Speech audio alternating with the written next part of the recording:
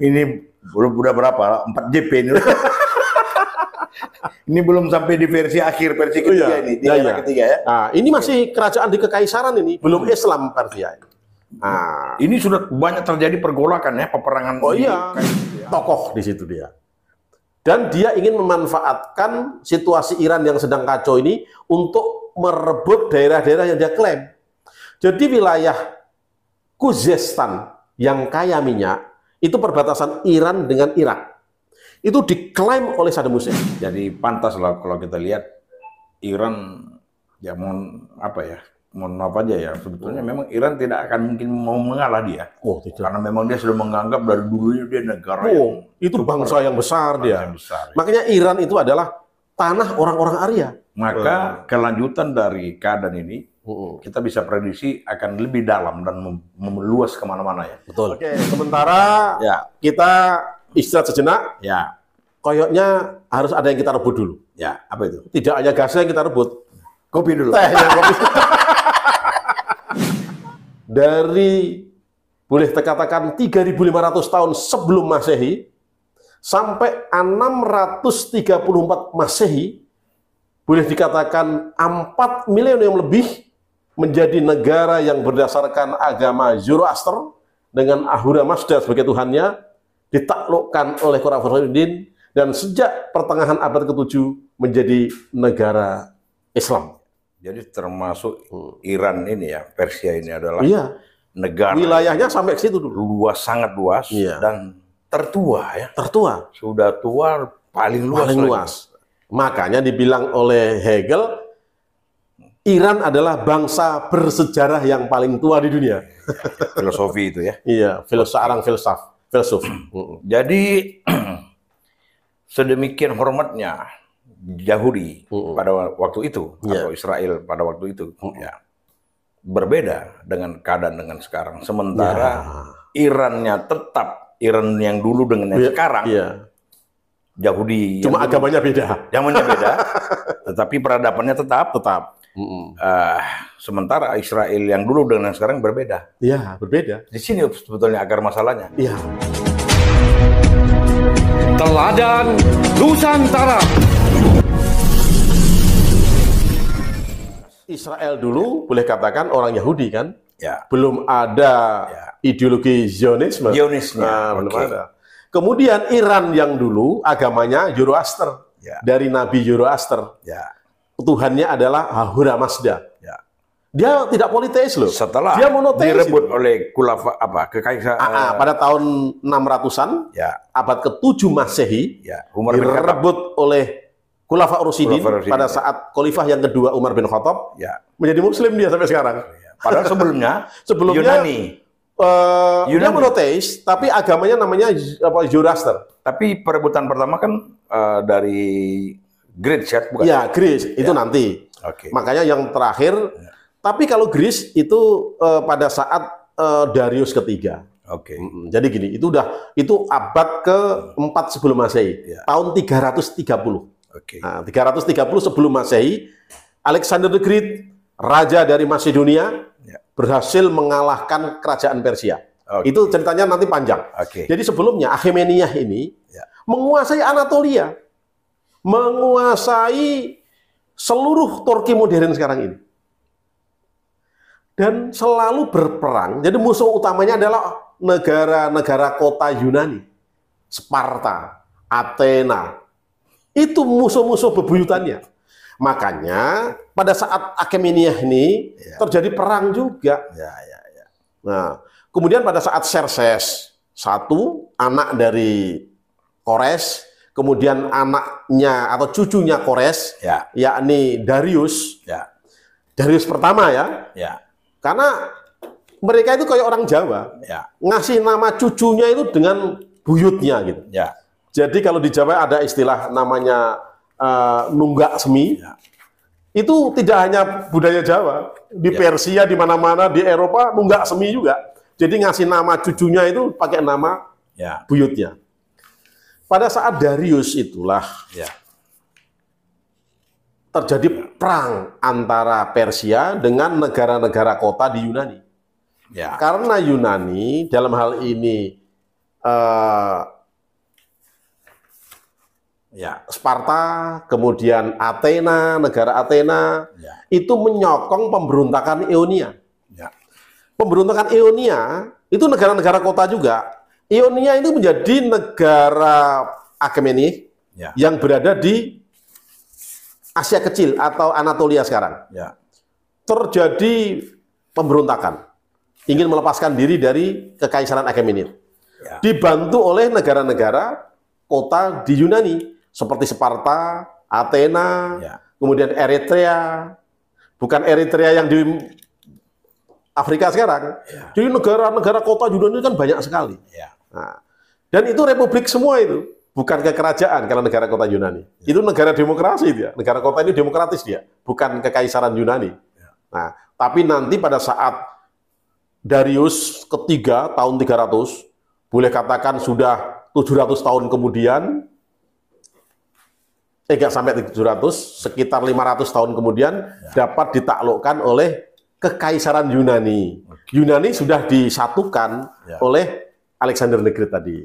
Nah, ini saya mundur lagi pada saat perang dengan negara-negara kota di Yunani. Itu dari mulai Khores yang agung, kemudian anaknya Khores, Xerxes atau Artahasta, kemudian Darius, dan juga merebut Mesir. Jadi Mesir itu menjadi wilayah Achaemenid. Jadi sebetulnya kekaisaran Iran ini banyak versi juga ya. Banyak. Jadi pertama kali dari mulai sebelum bersatu kekaisaran Media, kemudian kekaisaran Parthia, ditaklukkan oleh Khores yang agung, menjadi kekaisaran Achaemenia atau Achaemenid atau Achaemenia. Tapi Achaemenia inilah kekaisaran yang paling besar. Paling besar dan paling tua. Nah, kemudian dari Achaemenia ini nanti akan muncul kekaisaran Seleukia. Pada tahun 330 itulah hancurnya kekaisaran Achaemenid.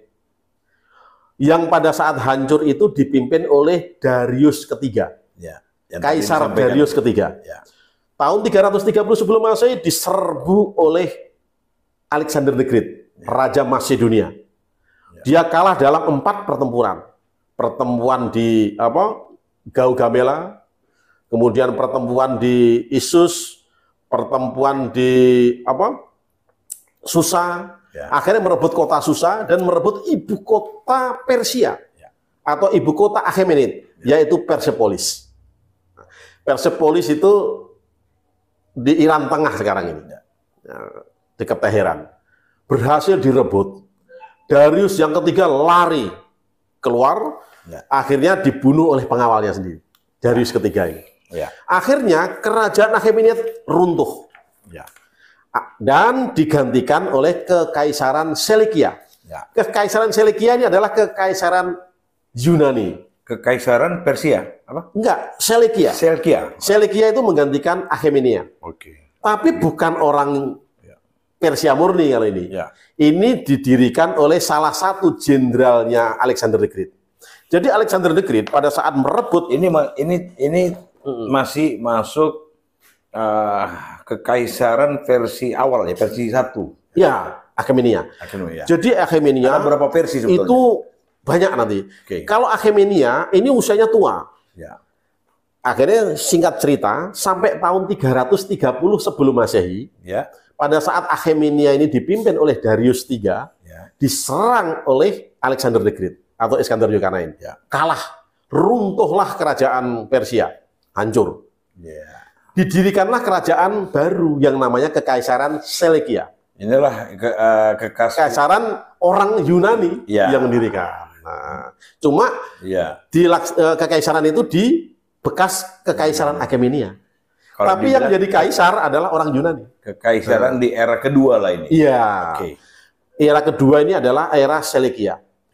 Seleukia atau Seleucus itu pendiri kekaisaran Seleukia adalah salah satu jenderalnya dari Alexander the Great. Jadi Alexander the Great setelah menguasai Achaemenia, dia melanjutkan penaklukan ke arah India. Dia ingin menaklukkan kekaisaran Maurya di India.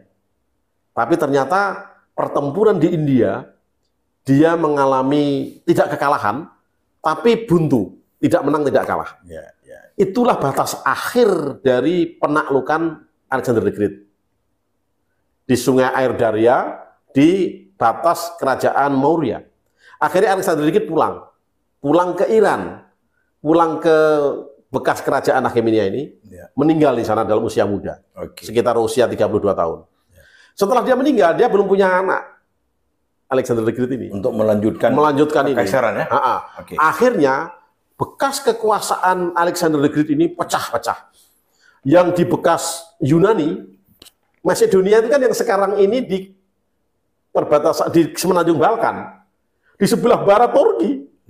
Asalnya dari situ dia. Itu sudah berontak dia, sudah memisahkan diri dari Alexander the Great. Kemudian yang bekas Akhemenia ini, jenderalnya namanya Seleucus. Alexander the Great sudah meninggal, mendirikan di bekas kerajaan Akhemenia ini, kekaisaran Akhemenia itu menjadi kerajaan Seleukia, karena pendirinya namanya Seleucus, jenderalnya Alexander. Yang di Mesir kan dikuasai oleh Akhemenia, direbut oleh jenderalnya Alexander the Great, namanya Ptolemeus. Akhirnya menjadi kekaisaran Ptolemeus di Mesir. Jadi Ptolemeus itu menjadi Firaun Mesir jadinya. Gitu. Jadi pecah-pecah kerajaan akhirnya. Itu pada abad keempat sebelum Masehi. Tahun 330 sebelum Masehi. Ini yang disebut dengan versi pada era kedua ya. Iya, era kedua. Yang terakhir ketiga ya. Ya, kerajaan Seleukia ini berusia cukup lama. Kemudian kerajaan Seleukia ini dapat ditumbangkan oleh kerajaan Parthia.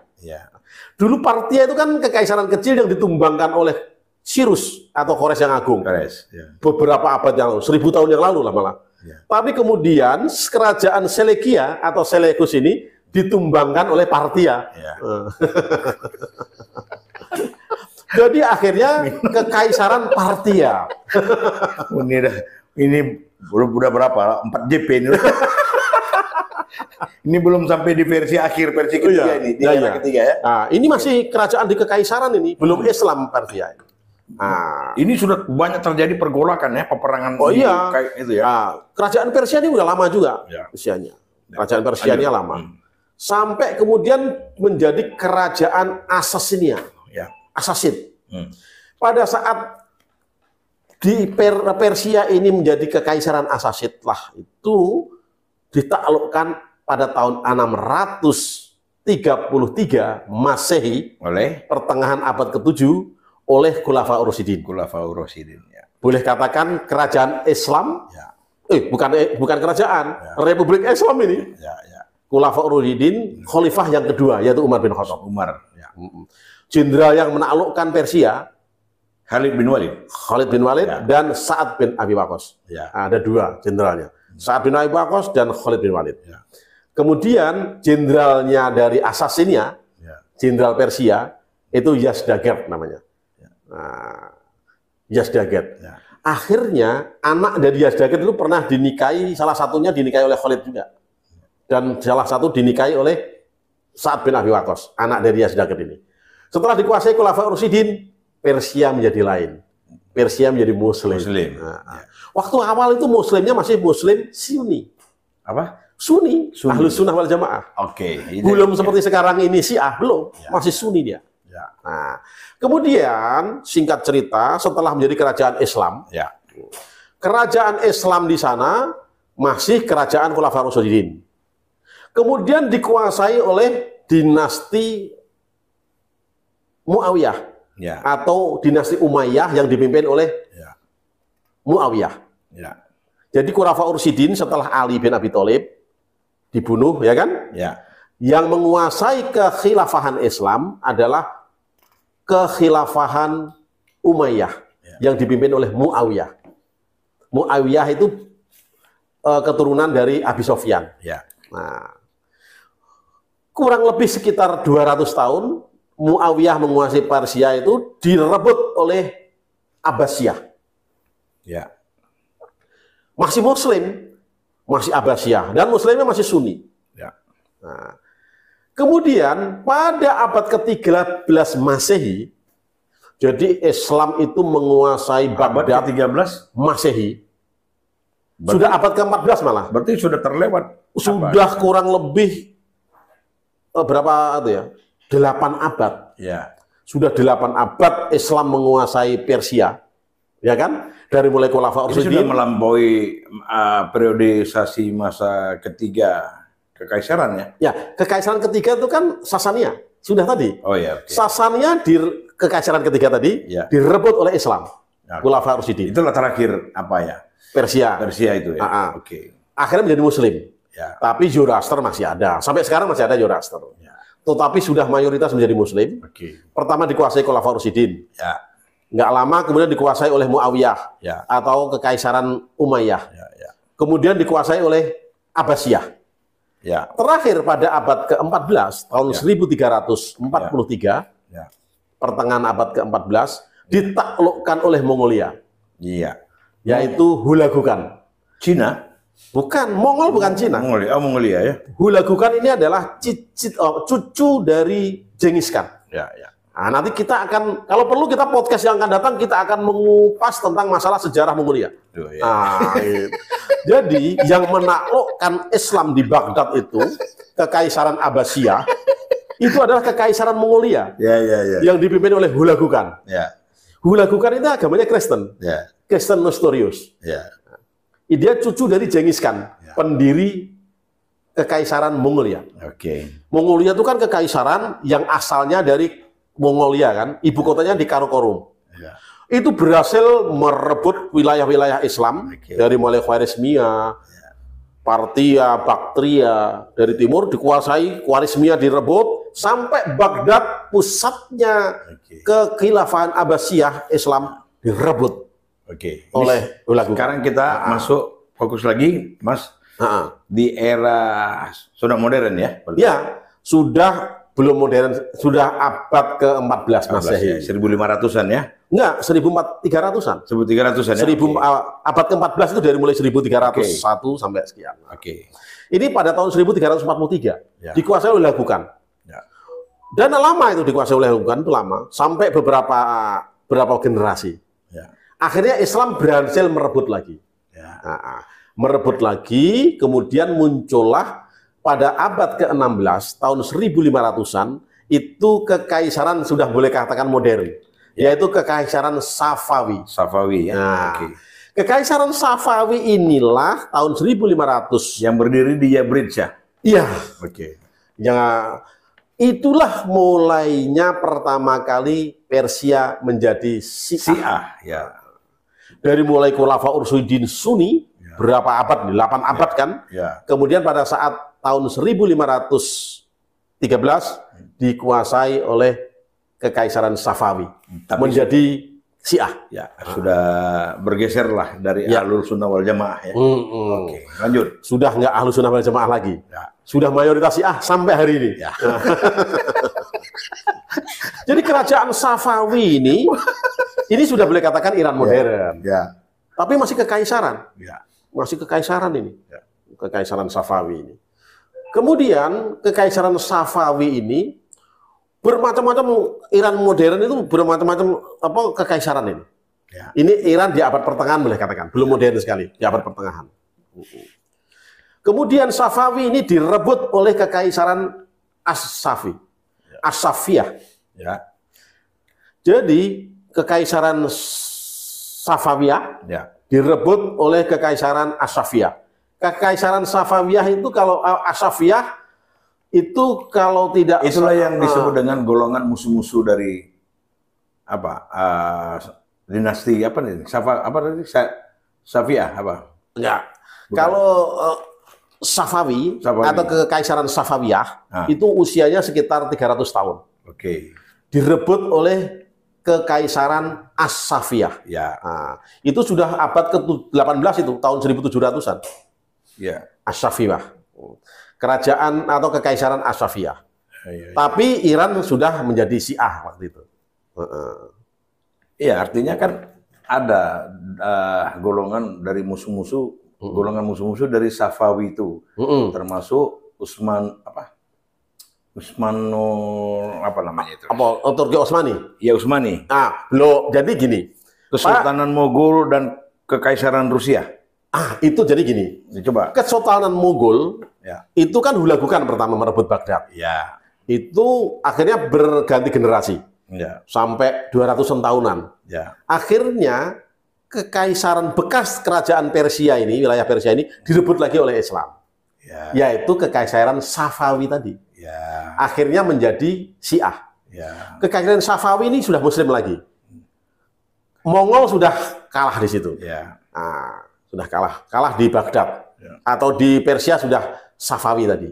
Sudah kembali dikuasai oleh orang-orang Persia.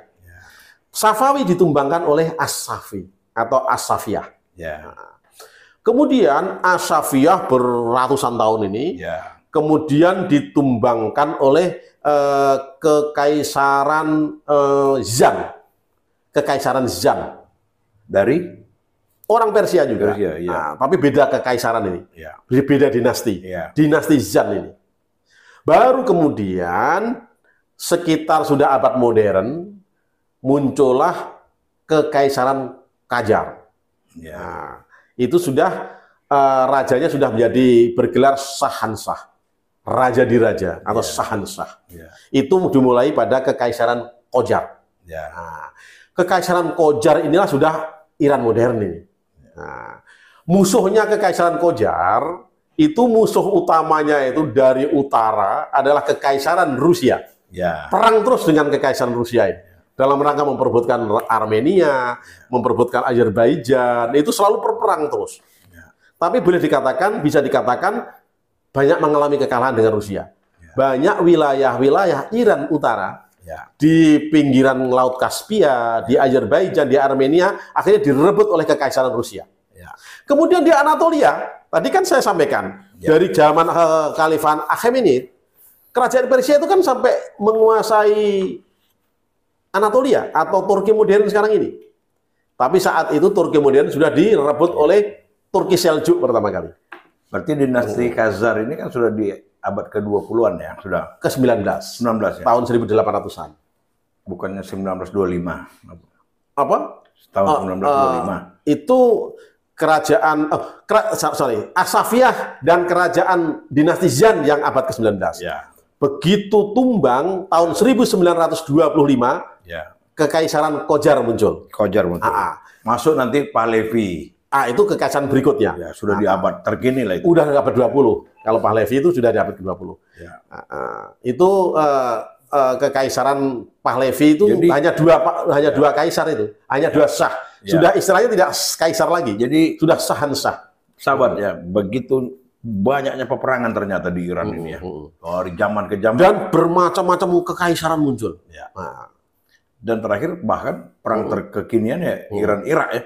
Ya, itu zaman era dikuasai oleh Republik Islam Iran. Sudah beda. Sudah tidak kekaisaran lagi, tapi sudah republik. Republik Islam. Jadi kekaisaran yang terakhir adalah kekaisaran Pahlavi. Ya, lanjut. Jadi kekaisaran Qajar ini akhirnya kemudian ditumbangkan. Nah, ditumbangkan terakhir boleh katakan langsung menjurus ke Iran modern ya. Dikuasai oleh Shahanshah. Yaitu kekaisaran Pahlavi. Itu hanya dua kaisar saja. Nah, yaitu Muhammad Pahlavi, kemudian anaknya yang ditumbangkan oleh Ayatollah Khomeini pada tahun 1979. Ayatollah Khomeini. Ayatollah Ruhollah Khomeini. Ayatollah itu sebetulnya apa sih? Ayatollah itu gelar apa? Gelar mullah. Mullah itu ulama. Ulama Syiah. Ulama Syiah itu mullah. Tapi kalau di Sunni itu gelarnya Ayatollah. Kalau di Sunni itu Syekh gitu ya? Ya, Syekh. Gitu lah ya. Ya. Kalau di Syiah itu mullah. Mullah itu mempunyai majelis tersendiri. Dan ini mempunyai kekuatan politik juga. Ini sudah masuk di Iran modern ya? Iya, Iran modern. Republik Islam Irak, belum. Islam Iran. Sebelum, jadi kerajaan atau kekaisaran terakhir atau kesahan terakhir, Shahanshah itu adalah raja di raja. Itu hanya dua kaisar. Nah, yang pertama adalah Muhammad Pahlavi, Reza Pahlavi. Ya, Reza Pahlavi itu dari 91 itu. Jadi Mayor Jenderal Reza Pahlavi, anaknya namanya Muhammad Reza Pahlavi. Jadi hampir mirip ini. Hanya dua itu. Jadi yang Muhammad Reza Pahlavi inilah yang ditumbangkan oleh Ayatollah Ruhollah Khomeini. Pada saat bapaknya, Ayatollah Ruhollah Khomeini ini sudah melaksanakan pemberontakan di Qom. Tetapi karena belum kuat, akhirnya dia diusir dia. Sempat ditahan sekitar 9 bulan, kemudian diusir dia. Diusir pertama ke Irak, kemudian pernah ke Mesir, kemudian pernah ke Perancis, pernah ke Turki. Terakhirnya itu dari Perancis. Tahun 1979, Ayatollah Ruhollah Khomeini terpanggil untuk kembali ke Iran. Karena sebelumnya sudah terjadi pemberontakan-pemberontakan. Ini kita sedang berbicara di pemerintahan Ayatollah Khomeini ya? Bukan. Belum. Ini di pemerintahan Sahansah yang kedua. Belum. Ruhollah Khomeini masih kalah. Dia akhirnya diusir keluar Iran. Berpindah-pindah dia dari mulai Irak, Turki, pernah ke Arab Saudi juga. Tapi terakhir dia di Perancis dia. Tahun 1979 posisi dia di Perancis. 1979. Ya, itulah terjadi pergolakan di Iran. Karena orang atau rakyat Iran sudah mulai nggak suka dengan Reza Pahlavi, Sahansah kedua ini. Karena terlalu dekat dengan Amerika, semua dikendalikan oleh Amerika. Kemudian masalah konsesi minyak segala macam semua dikendalikan oleh Amerika. Boleh katakan Iran menjadi boneka Amerika. Maka Khomeini ini, makanya terjadi pemberontakan dulu di dalam Iran. Melakukan aksi lah. Terjadi pemberontakan, dilawan oleh tentara-tentara yang pro Khomeini, yang pro Pahlavi. Tapi ternyata dalam pertempuran di jalanan kalah. Terutama sebelumnya sudah terjadi, sebelum kalah ini, diktator Reza Pahlavi ini sudah melaksanakan banyak kekerasan. Contohnya membubarkan Partai Tudeh. Partai Tudeh itu adalah Partai Komunis Iran. Kemudian dia banyak membunuh mujahidin. Akhirnya terjadi pemberontakan di Iran. Karena pemberontakan inilah akhirnya Muhammad Reza Pahlavi lari dia. Ini tahun 79 atau 79. 79. Tapi pergolakannya dari mulai tahun 78. Tahun 79 sebelum Ayatollah Ruhollah Khomeini pulang, itu Shah Iran yang terakhir Muhammad Reza Pahlavi ini sudah lari dengan keluarganya dia. Maka setelah lari dia memimpin Ayatollah Ruhollah Khomeini pulang. Dialah yang melanjutkan pemerintahan. Waktu Shah Iran lari, itu dia menyuruh Perdana Menterinya untuk mengambil alih pemerintahan. Itu Bakhtiar Bakhir itu kan. Namun nggak mampu dia, nggak mampu. Bakhtiar ini nggak mampu. Bakhtiar nggak mampu karena singkat cerita, Ayatollah Khomeini didatangi oleh Bakhtiar. Ayatollah diajak membentuk pemerintahan. Bakhtiar itu boleh katakan pura-pura nggak tahu kekuatan. Menego lah dia. Menego. Ayatollah Khomeini sudah tahu. Udah nggak ada kekuatan sama sekali Shah ini. Akhirnya Ayatollah Khomeini, saya datang atau saya pulang bukan untuk bekerja sama dengan Anda, tapi saya akan bentuk negara. Akan ambil alih kekuasaan. Akhirnya Bakhtiar tumbang. Terjadilah pemerintahan yang dipimpin oleh Ayatollah Ruhollah selama Khomeini 10 tahun ya. Yang dinamakan Republik Islam Iran. Sampai tahun 1989. 10 tahun ya. Pada saat pemerintahan Ayatollah Ruhollah Khomeini, ini kepala negara ini. Tapi dia melantik Perdana Menteri. Pertama kali Perdana Menteri itu kan Mosaddeq.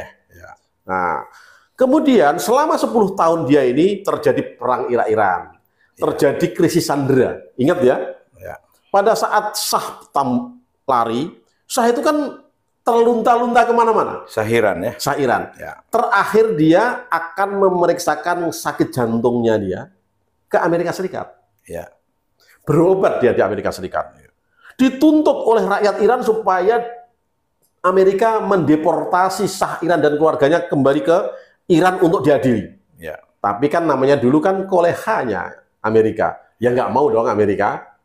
Makanya karena Amerika tidak mau mendeportasi Shah Iran beserta keluarganya, kedutaan besar Amerika diduduki oleh para mahasiswa. Ada 55 staf kedutaan besar yang disandera selama 444 hari. Apal saya karena gampang, 4 hari. 444 hari, jadi 1 tahun lebih itu. Iya. Sampai pada saat Jimmy Carter, pada tahun 1981, Presiden Amerika tidak juga mengeluarkan perintah untuk menyerbu kedutaan besar untuk membebaskan sandera. Gagal. Karena helinya tabrakan di gurun. Di daerah persiapan, tabrakan helinya, ketahuan, gagal. Jadi pada saat Presiden Jimmy Carter, Amerika boleh katakan nggak ada harganya. Angkatan bersenjatanya, pasukan khususnya Indonesia aja berhasil membebaskan sandera di Don Muang Bangkok. Ya kan? Tahun 81 ya kan? Nah, Israel berhasil membebaskan di NTB. Jerman berhasil membebaskan sandera. Amerika gagal. Makanya pasukan Amerika waktu itu nggak ada harganya dia. Nggak ada harganya pasukan khususnya. Lanjut. Nah, akhirnya pada saat menjelang berakhirnya pemerintahan Ayatollah Khomeini, Ayatollah Ruhollah Khomeini, sekitar tahun 1989, pada tahun 1988 kalau tidak salah, di sandera itu dibebaskan. Bukan 88, 81 kalau nggak salah. Tahun 81 sandera dibebaskan, bukan 88, 81 sandera dibebaskan.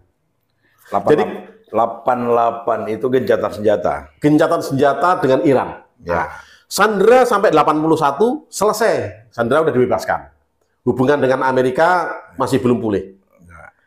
Saddam Hussein memperkirakan Iran sedang kacau. Angkatan bersenjatanya babak bundas boleh katakan. Karena apa? Tentara nasionalnya Iran, jadi Iran setelah menjadi Republik Islam Iran, itu angkatan bersenjatanya mempunyai struktur yang berbeda. Tidak hanya tentara nasional, tapi juga ada garda revolusi. Tentara nasional Iran ada angkatan darat, laut, dan udara. Tapi juga dia mempunyai garda revolusi. Mempunyai Al-Quds, itu pasukan khusus. Garda revolusi itu boleh katakan di luar pasukan tentara nasional. Jadi boleh katakan kelaskaran dia. Namanya garda revolusi. Itu angkatan udaranya punya, angkatan udara garda revolusi, angkatan darat garda revolusi, angkatan laut garda revolusi ada. Pasukan khusus garda revolusi juga ada. Oke, ada juga proksinya. Apanya? Ada proksinya juga. Belum ada. Belum ada ya. Jadi ini masih proksi itu kan dia masih kekuatan nyata konvensional lah ya. Iya.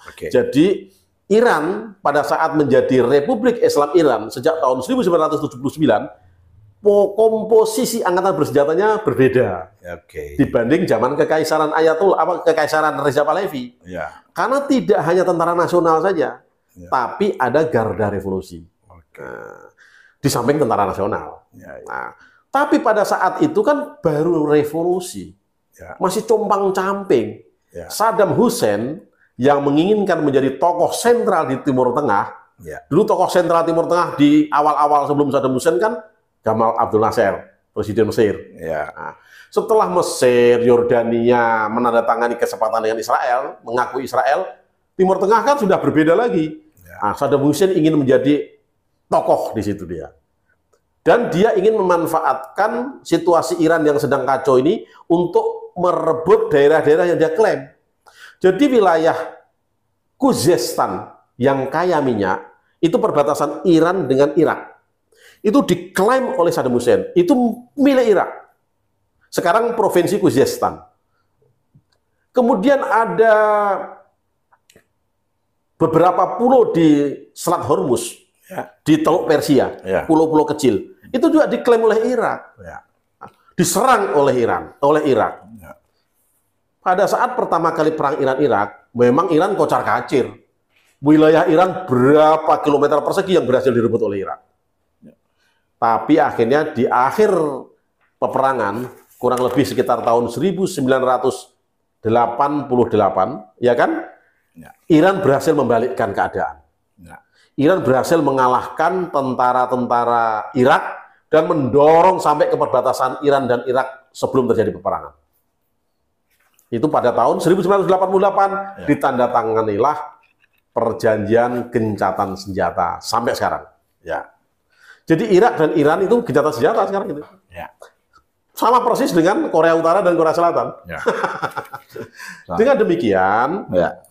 Irak gagal melaksanakan misinya untuk merebut Khuzestan dan merebut beberapa pulau di Teluk Hormuz dan di Teluk Persia, di Selat Hormuz dan di Teluk Persia. Nah, itulah sebetulnya apa ya?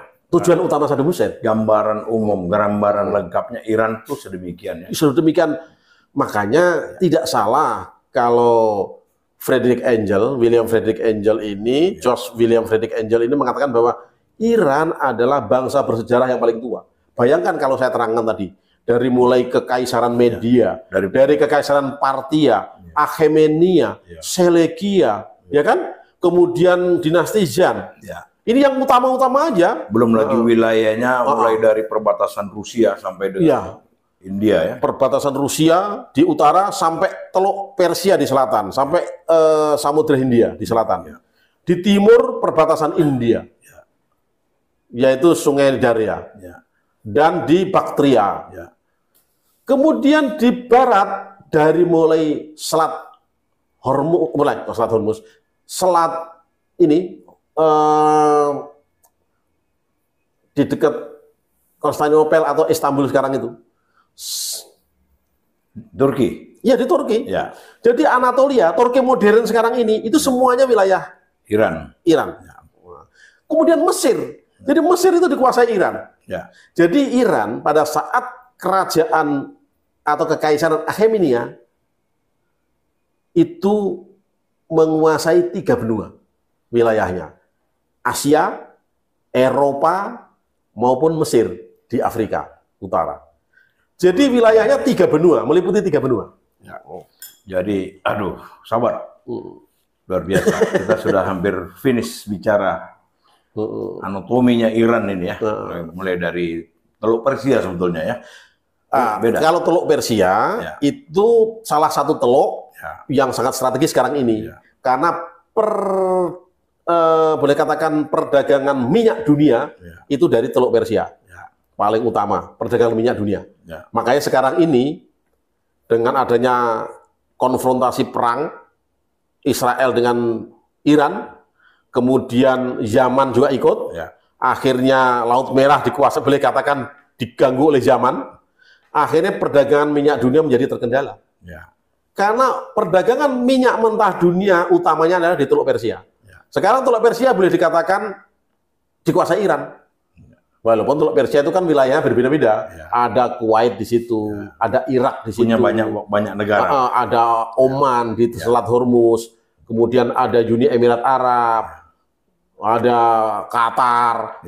Itu semua mempunyai wilayah laut. Luar biasa sahabat ya.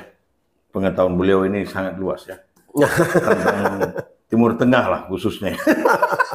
Jadi sebelum kita tiba pada kesimpulan Mas tentang Iran ya, fenomena yang terjadi sekarang pertikaian di Timur Tengah sudah beralih kepada Iran Israel ya.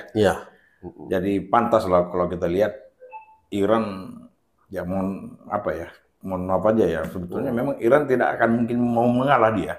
Karena memang dia sudah menganggap dari dulu dia negara yang itu bangsa yang besar dia. Makanya Iran itu adalah tanah orang-orang Arya. Maka kelanjutan dari keadaan ini kita bisa prediksi akan lebih dalam dan meluas kemana-mana ya. Betul.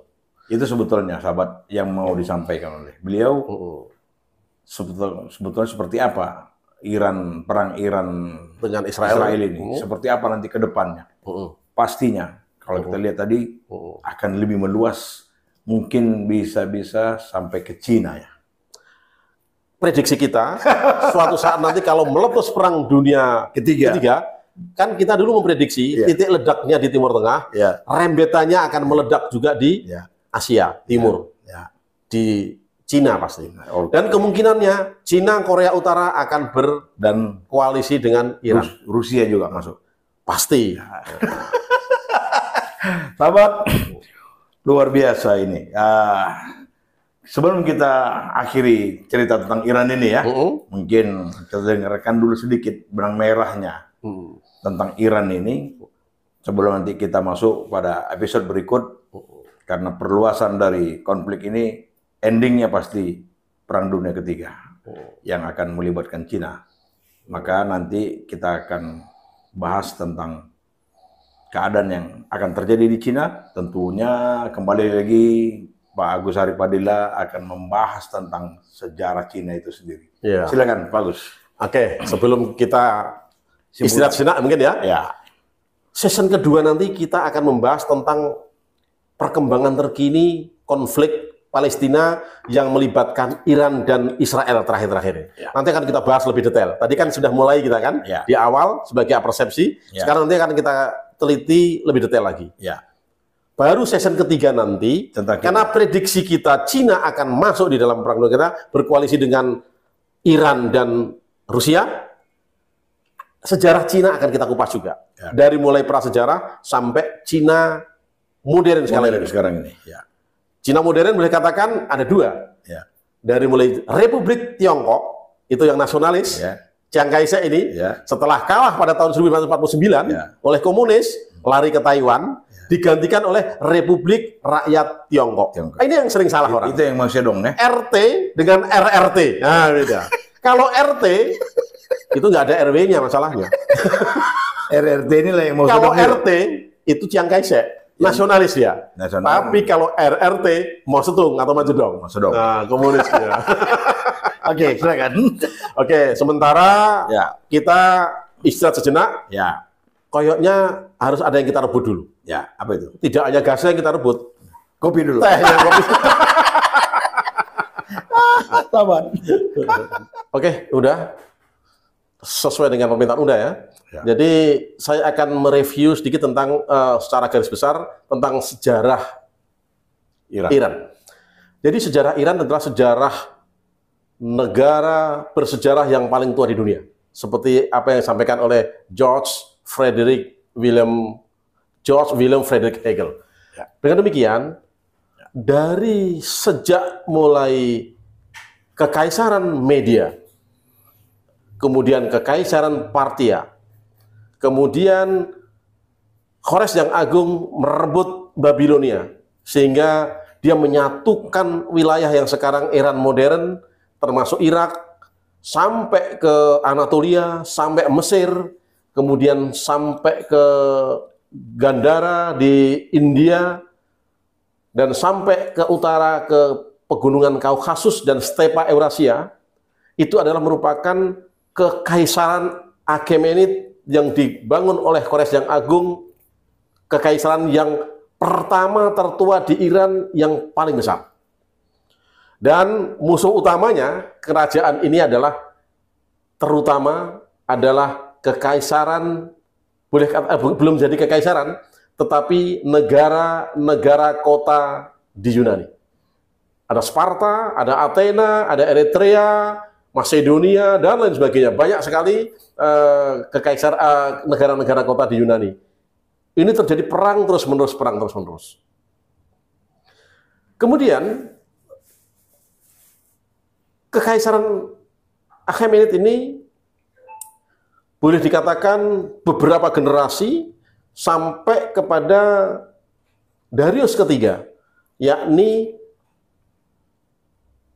tahun 330 sebelum Masehi, di mana ganti setelah sekian abad yang tadinya Persia menginvasi Yunani, berganti beberapa abad kemudian pada tahun 330 sebelum Masehi, Yunani yang telah disatukan oleh Alexander the Great dalam suatu kekaisaran Macedonia berhasil merebut dan mengalahkan Achaemenid pada tahun 330 sebelum Masehi dan mendirikan kekaisaran Yunani di Persia, yakni kekaisaran Seleucid. Demikian juga kekaisaran Seleucid akhirnya dapat dikalahkan sampai kemudian muncul kekaisaran Parthia. Parthia cukup lama, kemudian muncul Kekaisaran Sasanid, dan Kekaisaran Sasanid inilah yang kemudian ditaklukkan oleh Khulafaur Rasyidin, kekuatan Islam pada tahun 634 di bawah pimpinan Jenderal Khalid bin Walid dan Jenderal Sa'ad bin Abi Waqqas. Iran berubah total dari, boleh dikatakan, 3.500 tahun sebelum Masehi sampai 634 Masehi, boleh dikatakan 4 milenium lebih, menjadi negara yang berdasarkan agama Zoroaster dengan Ahura Mazda sebagai Tuhannya, ditaklukkan oleh Khulafaur Rasyidin, dan sejak pertengahan abad ke-7 menjadi negara Islam. Yang pertama dikuasai oleh negara Islam dari kekhilafahan Umayyah, kemudian digantikan oleh kekhalifahan Abbasiyah. Abbasiyah ditaklukkan oleh kekaisaran Mongol yang dipimpin oleh cucu Genghis Khan, yakni Hulagu Khan, yang kemudian 200 tahun kemudian direbut lagi oleh orang-orang Islam Iran dan mendirikan kekaisaran yang dinamakan Kekaisaran Safavid. Kekaisaran Safavid kemudian ditaklukkan oleh Kekaisaran Asafiyah, kemudian ditaklukkan oleh Kekaisaran Qajar. Kekaisaran Qajar inilah yang merupakan kekaisaran sudah pada era abad-abad pertengahan, menuju ke abad modern, sudah ke abad ke-16 Masehi. Kemudian sampai kemudian menjadi kekaisaran yang paling terakhir, yakni Pahlavi, yang hanya dijabat oleh 2 orang kaisar atau 2 orang Sahansah atau raja diraja. Dalam bahasa Persia adalah Sahansah, yakni Reza Pahlavi dengan anaknya Muhammad Reza Pahlavi, yang akhirnya pada tahun 1979 ditumbangkan oleh Ayatollah Ruhollah Khomeini yang didahului oleh pergolakan pemberontakan di dalam negeri Iran tersendiri, baik oleh mujahidin maupun oleh tentara-tentara yang tidak pro Syah dan oleh Partai Tudeh, yakni Partai Komunis Iran. Singkat cerita, tahun 79 tumbang Sahansah, berakhirlah kekaisaran di Iran atau di Persia yang sampai tahun 1979 boleh dikatakan sudah berusia 5.000 tahun lebih. Sampai sekarang ini Iran dipimpin oleh negara republik yang disebut Republik Islam Iran. Dan perkembangan terakhir, ternyata Iran melaksanakan proxy war dengan semangat untuk membela Palestina dan merebut tanah-tanah Palestina yang dikuasai Israel dengan menggunakan tangan-tangan Hizbullah di Lebanon Selatan, dengan tangan Hamas di Gaza, dan dengan tangan Houthi di Yaman. Dan sampai hari ini perseteruan dengan Israel masih sedang hangat-hangatnya.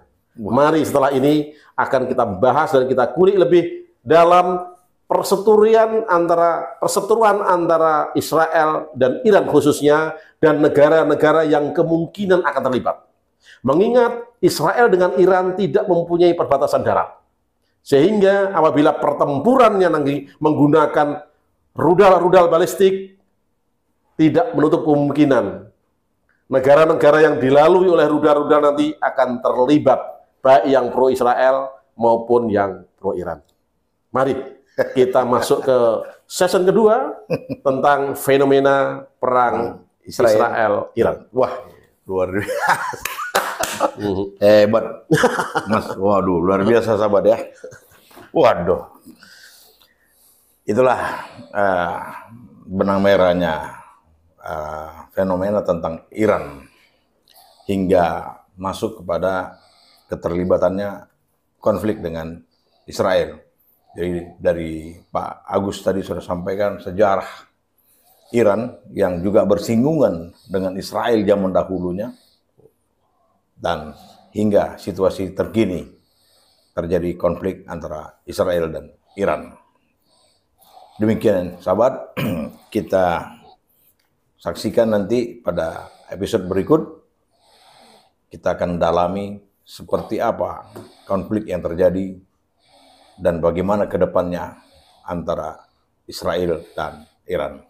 Demikian, lanjut kepada episode berikut pada waktu mendatang. Akan ini Mas, biasa, yel-yel pojok tentara. Oke. Pojok tentara, teladan Nusantara. 2 kali ya. Oke. 1, 2, 3. Pojok tentara, teladan Nusantara. Pojok tentara, teladan Nusantara. Teladan Nusantara.